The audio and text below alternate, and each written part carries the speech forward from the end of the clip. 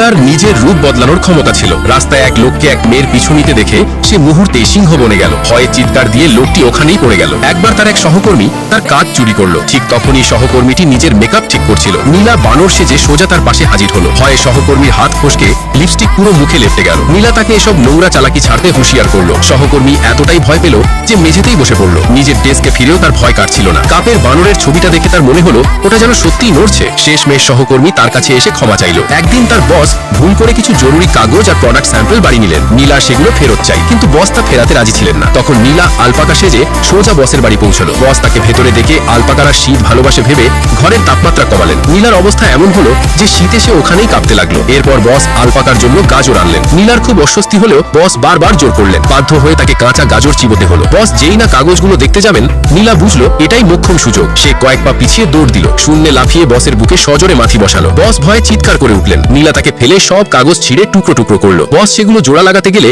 সে eyeshadow palette ছুঁড়ে কাগজগুলো পা দিয়ে মারাতে লাগলো। বসের বাড়ি আনা সব প্রোডাক্ট স্যাম্পেলও সে নষ্ট করলো। কি ঘটলো বুঝতে পেরে বস পুরোপুরি হতবাক হয়ে গেলেন। এরপর নীলা ইচ্ছে করে টেবিল থেকে বাক্স ফেলতেই বস সারা বাড়ি তার পেছনে ছুটতে লাগলেন। শেষে বস শান্ত হলে নীলা দারুণ স্টাইলে আয়েশ করে বেরিয়ে গেল। বস শুধু হাঁ করে তার যাওয়ার দিকে তাকিয়ে রইলেন।